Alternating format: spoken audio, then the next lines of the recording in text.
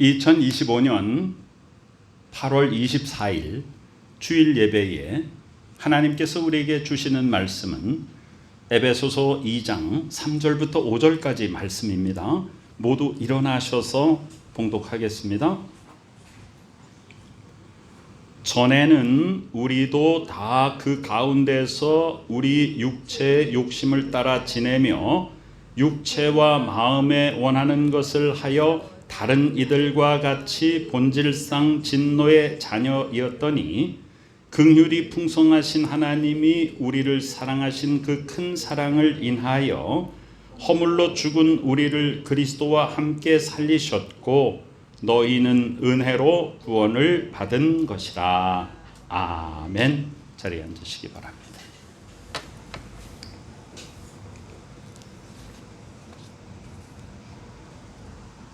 (1748년 5월 10일이라는) 날짜는 찬송가 305장 어메이징 그레이스, 놀라운 하나님의 은혜를, 그 가사를 쓴 존 뉴턴이 회심한 날입니다. 그는 기독교적인 배경에서 자랐어요. 그런데 그의 아버지가 선장이었고, 이 뉴턴은 젊은 나이에 또 배를 가지고 선장이 되었는데, 어떤 배의 선장이었냐면 노예를 사고 파는 그런 배의 선장이 되었습니다. 존 뉴턴은 자기가 젊은 나이에 바람직한 신앙생활을 하지 못하고 살았습니다. 그래서 그는 노예를 대할 때 어떤 마음을 가졌냐면, 우리가 그리스도인으로서의 삶을 살면서도 자기 중심의 생각을 할 때가 많이 있거든요. 이 존 뉴턴은 아버지 어머니가 다 신앙적인 배경을 가진 사람이었어요. 그러나 그는 회심하지 못했습니다. 우리가 신앙적인 배경에서 지내는 것과 내가 정말로 개인적으로 하나님을 만나고 회심하는 것과는 정말 다른 것입니다. 회심하지 못했어요. 그래서 존 뉴턴은 어떤 생각을 가지게 되냐면, 여러분, 이 당시에 이 백인 사회가 이 아프리카 흑인들을 향한 그런 마음은 너무나도 악한 것이었지 않습니까? 그런데 이 사람들은 그것을 성경적이라고 생각했습니다. 그것이 인본주의적인, 인간 중심적으로 하나님의 뜻을 자기 마음대로 곡해하는 것입니다. 그래서 이 검은 사람들은 백인들의 노예가 되는 것이 마땅하다라고 생각했어요. 그래서 그들을 잡아들여서 백인 사회에 팔았습니다. 얼마나 많은 노예들이 얼마나 오랜 기간 동안 착취를 당했는지 몰라요. 22살이면 굉장히 어린 나이이지 않습니까? 그런데 이 22살의 존 뉴턴이 노예를 싣고 가다가 풍랑을 만나게 됩니다. 그런데 대개 이게 아버지 때부터 배를 다뤄온 사람들은 어지간한 풍랑에 그렇게 두려워하지 않잖아요. 얼마나 두려웠는지 거기서 처음으로 하나님 앞에 기도를 하게 됩니다. 신앙적인 배경에서 자랐어요. 교회도 물론 다녔어요. 그렇지만 개인적으로 회심하지 못했어요. 근데 존 뉴턴이 지금까지 오면서 이런 환난과 역경들이 한두 번 있었던 것이 아닙니다. 존 뉴턴은 노예 장사를 하다가 노예들에게 납치를 당해가지고 반대로 아프리카에 가서 노예 생활을 하게 돼요. 그러다가 다른 선장에서 구출을 받습니다. 그런 여러 가지 일들 속에서 자기 자신이 노예 생활을 했음에도 불구하고 노예들에 대한 긍휼한 마음이 없었어요. 왜냐하면 신앙적으로 하나님과의 개인적인 만남이 없었기 때문입니다. 회심하지 못했기 때문이에요. 그런데 이 22살 되던 그때를 존 뉴턴은 이렇게 회상합니다. 그때가 나의 두 번째 탄생일이다. 그날이 거듭난 날이다. 그랬어요. 그래서 하나님께 은총을 베풀어 달라고 기도합니다. 배는 무사히 이 노예 시장이 있는 미국 항구에 도착을 하게 되었어요.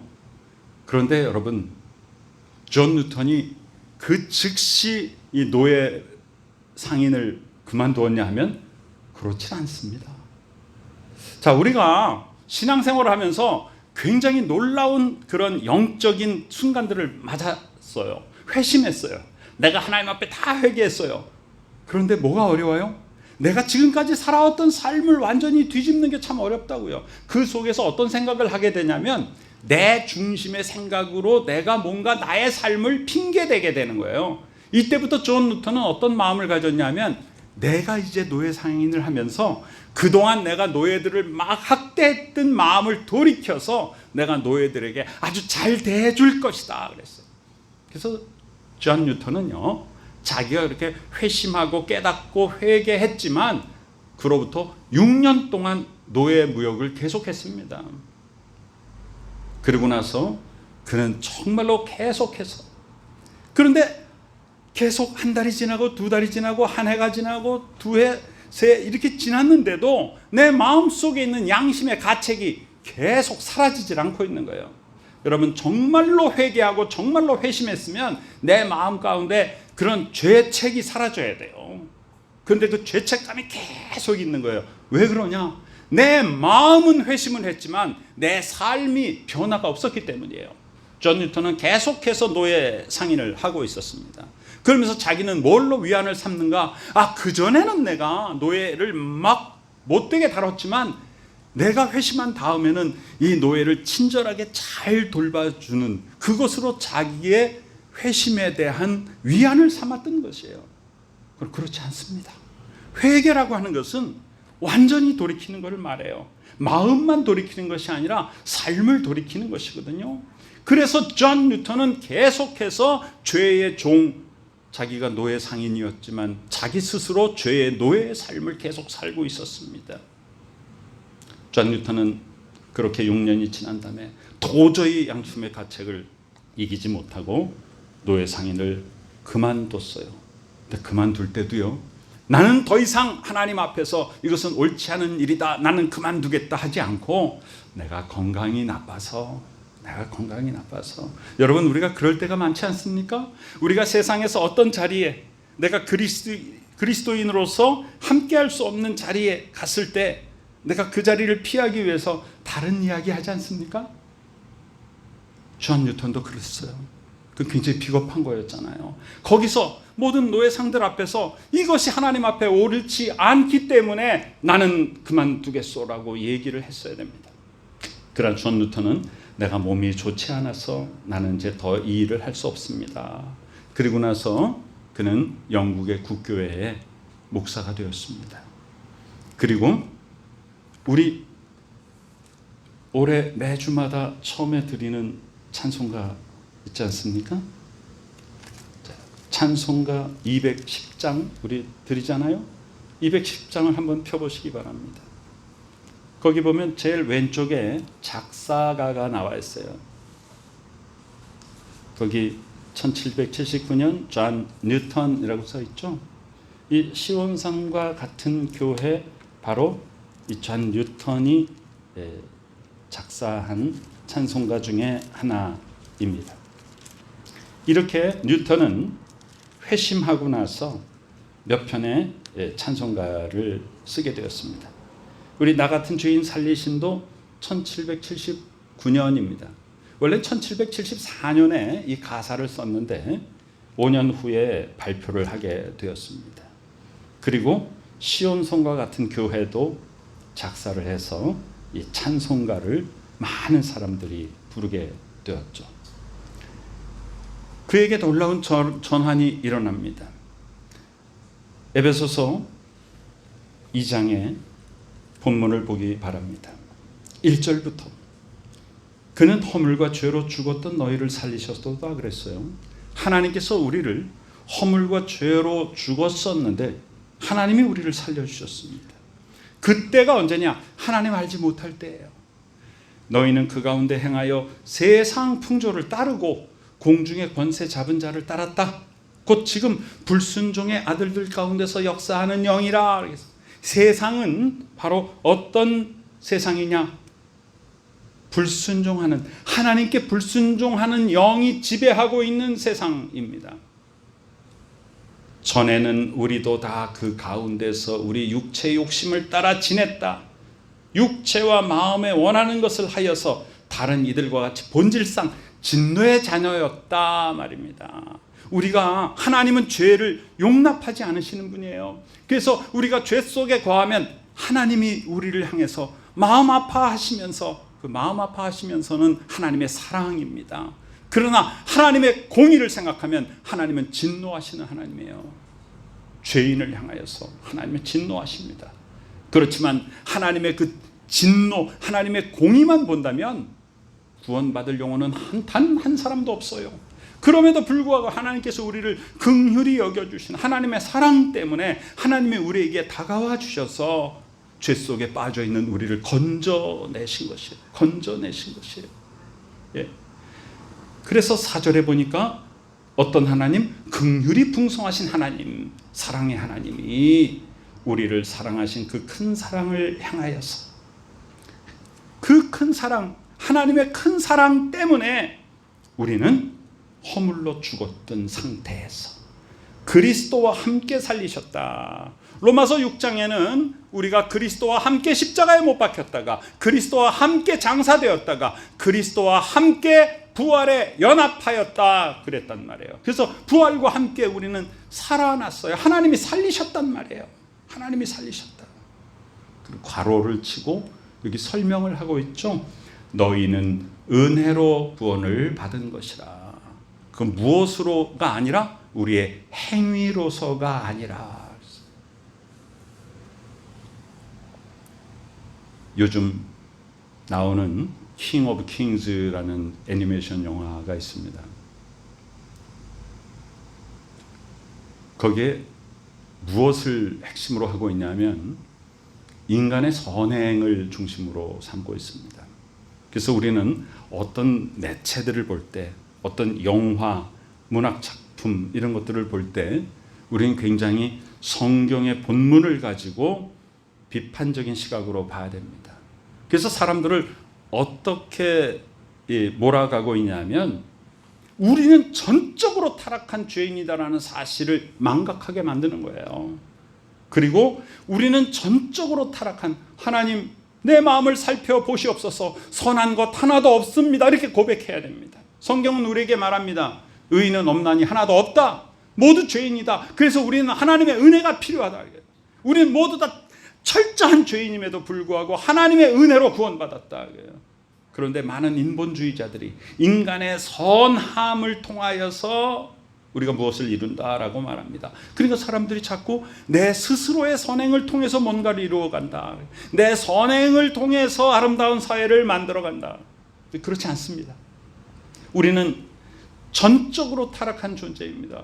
주여 나의 마음을 살펴보시옵소서 선한 것이 하나도 없습니다. 그러니까 온전히 선하신 하나님의 마음을 나에게 주시어서 하나님의 뜻을 이루게 하여 주옵소서. 이게 진정한 신앙의 고백입니다. 뉴턴은 그 전까지 그것을 깨닫지 못했습니다. 그는 수많은 역경을 겪었음에도 불구하고 그 수많은 역경이 올 때 하나님께서 그 뉴턴을 사랑해서 지금 돌아와라, 지금 돌아와라. 제발 내가 하는 말을 듣고 이 환경 속에서 내가 너에게 이 어루만지는 나의 손길을 느끼며 나의 음성을 듣고 부디 나에게 돌아오라라고 수많은 사인을 하나님이 주셨단 말이에요. 우리 인생에 살면서 하나님께서 주시는 사인들이 있습니다. 근데 영적으로 무감각하면 그것을 그냥 흘려보내요. 이 세상에 우연이 없지 않습니까? 하나님이 나에게 주시는 메시지가 있어요. 그것을 들어야 됩니다. 그리고 하나님의 마음을 내가 받아야 됩니다. 뉴턴은 수많은 하나님의 사인 속에서도 깨닫지 못하다가 정말로 이제는 내가 선장이 되어서 운행하는 이 배가 파선할 그 위기 속에서, 그 풍랑 속에서 내가 인간의 힘으로는 도저히 할 수 없는 그 상황을 만나고 주여 긍휼을 베풀어 주시옵소서. 그때 뉴턴은 이렇게 말합니다. 나는 처음으로 진정으로 하나님 앞에 기도한 것은 이때가 처음이다. 그때가 나의 두 번째 생일이다. 난 영적으로 새롭게 태어났다라고 말합니다. 자, 그런데 이 얘기는 나에게 어느 정도 또 위안이 될 수도 있어요. 왜냐? 우리의 믿음의 그런 그 선배들도 그런 과정들을 겪어왔지 않습니까? 그래서 우리가 그 속에서 우리는 뭘 배워가야 되는 거예요? 인간이 대단한 존재가 절대 아니구나. 인간이 얼마나 연약한 존재고 인간이 얼마나 고집이 세고 얼마나 완악한 존재이냐면, 주여 나는 회심했습니다. 내가 처음으로 하나님 앞에 진정으로 기도했습니다 라고 말하고, 그 날을 나의 두 번째 생일이라고 고백했음에도 불구하고 어떻게 했다고요? 6년 동안 노예 장사를 계속했단 말이에요. 여러분, 우리가 신앙생활을 얼마나 오랫동안 했습니까? 그냥 태어나자마자 지금까지 나는 계속 신앙생활을 한 사람도 있어요. 또 최근에 신앙생활을 나이가 먹고 시작한 분들도 있어요. 또 어린 시절에는 내가 신앙생활을 하지 못했다가 성인이 되어서 신앙생활을 한 사람도 있어요. 또 내가 혼자 당대 초대 믿음 생활을 하느라고 내가 굉장히 어려운 역경 속에 있는 분들도 있어요. 그러나 지금 우리는 모두 다 똑같습니다. 하나님 앞에 지금 여기 나와 있습니다. 그리고 하나님은 우리에게 너 몇 년 신앙생활 했냐고 묻지 않습니다. 하나님은 우리에게 지금 당신의 삶은 하나님과의 관계 속에서 어떤 삶을 살고 있는가 지금을 물어보시는 거예요. 하나님, 나는 수십 년 전에 나는 회심했습니다. 나는 청소년 때 난 침례를 받았고 예수 그리스도를 내 구주로 고백했으며 난 그때 이미 하나님의 자녀가 되었습니다 라고 내가 고백을 했을지언정, 뉴턴이 이때가 내 두 번째 생일입니다. 내가 처음으로 하나님 앞에 진지하게 기도했습니다. 하나님의 은혜를 구합니다. 긍휼을 베풀어 주시옵소서 기도했습니다 했더라도 그는 6년 동안 노예 상인을 계속했어요. 내가 그 젊은 시절에 수십 년 전에 내가 하나님 앞에 나와서 내 모든 죄를 통해 자복하고 했지만 지금 나의 삶 가운데 어떤 것? 세상 풍조를 따르는 것들이 남아있다면, 공중의 권세 잡은 자를 따르는 것이 남아있다면, 그러면 나는 어떤 삶을 살고 있는 거예요? 하나님 앞에 불순종하는 삶을 살고 있는 거란 말이에요. 그래서 우리는 지금 하나님 앞에 뭘 구해야 되는 겁니까? 하나님의 은혜를 구해야 됩니다. 하나님의 긍휼을 구해야 되는 겁니다. 나의 힘으로 할 수 있는 것이 아닙니다. 제가 지난주에 그런 말씀을 드렸죠. 마음을 놓아버린다고. 제가 그거 굉장히 위험한 거거든요. 마음을 놓아버리면 안 돼요. 누구에게? 첫 번째 내 자신에게입니다. 그리고 특별히 목회자는 성도들에게. 어떤 마음을 놓아서는 안 된다고요? 이만하면 됐다라는 마음을 가지면 우리는 안 돼요. 여러분, 성경에서 우리의 신앙생활을 뭐로 표현하고 있냐면 독수리가 날갯짓을 치면서 하늘로 올라간다라고 말하고 있습니다. 독수리가 날갯짓을 치면서 올라가지 않는 상태가 무엇입니까? 추락입니다. 정지가 없습니다.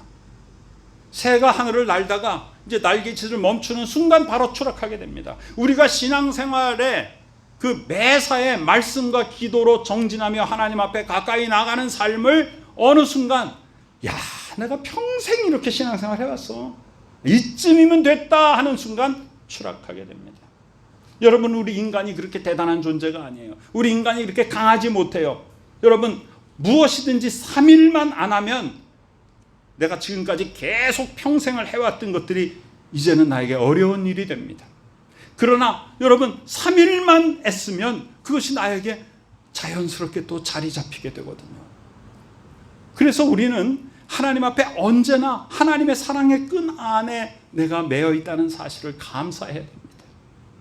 때로 우리는 세상 사람들과 다른 하나님이 나를 특별히 관리하는 손길을 여러분 느끼지 않습니까?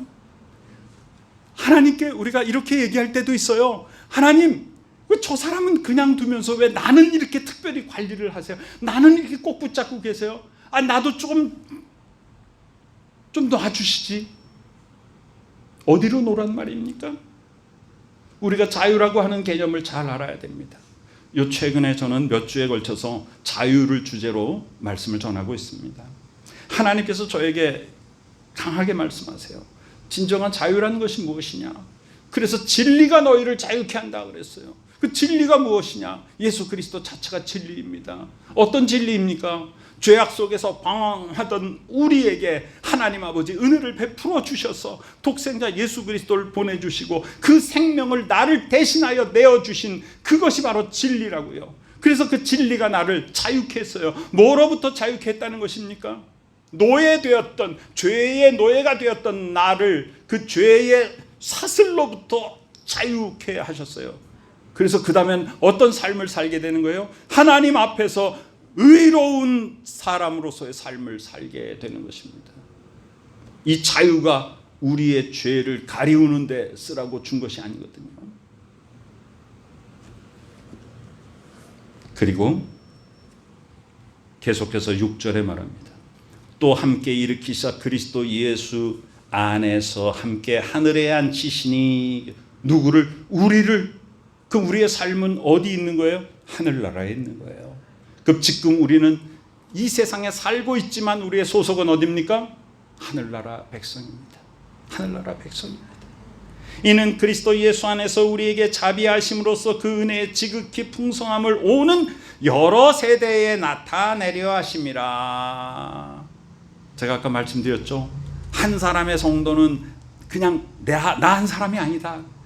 자, 여기 보면 오는 여러 세대에 나타내려 하심이라라고 하는 것은 하나님이 나 한 사람에게 은혜를 베풀어 주셔서 나를 구원하시고 나를 죄의 속박으로부터 자유케 하심은 곧 그 다음에 나를 통하여서 오는 여러 세대, 다른 사람들에게, 나의 후손과 다음 세대들에게 선한 신앙의 영향력을 끼치도록 하는 것입니다. 우리 그리스도의 복음의 확장은 바로 나를 통해서 이렇게 이루어지는 것입니다.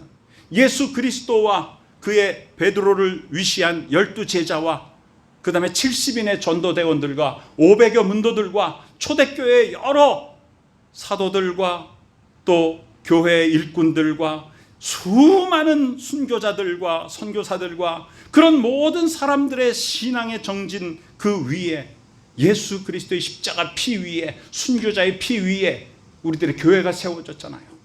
그리고 우리는 누군가를 통해서 복음을 듣게 되었고 그 복음을 듣고 내가 깨닫고 예수 그리스도를 내 개인의 구주로 영접했기 때문에 내가 하나님의 자녀된 것이잖아요. 복음이 거기서 그쳐지는 것이 아니에요. 나의 구원으로 끝나는 것이 아니라 나의 구원이 다른 사람들에게 선한 영향력을 끼치는 거예요. 어떻게 선한 영향력을 끼치는 거예요? 내 삶에서 드러나는 증거의 열매를 통해서 사람들이 나의 삶을 보고 그리스도인의 삶이란 저런 것이구나라고 감동을 받는 것입니다. 그것이 바로 오는 여러 세대에 나타내게 하려 하심이라. 누구를 통해서? 나를 통해서입니다. 8절에 너희는 그 은혜에 의하여 믿음으로 말미암아 구원을 받았으니 이것은 너희에게서 난 것이 아니요 하나님의 선물이라 그랬습니다. 은혜라고 하는 것은 거저 주시는 선물입니다. 선물은 내가 대가를 지불하는 것이 아니에요. 여러분, 내가 좋은 물건을 사고 싶을 때는 내가 그 값을 지불하고 그 물건을 사오지만은 선물을 받을 때는 내가 대가를 지불하지 않습니다. 그것은 은혜이기 때문에. 그것은 거래가 아니에요. 전적으로 하나님께서 일방적으로 주시는 은혜이기 때문입니다. 나는 구원을 받을 만한 아무런 일을 한 적이 없습니다. 선한 것이 하나도 없는 존재입니다.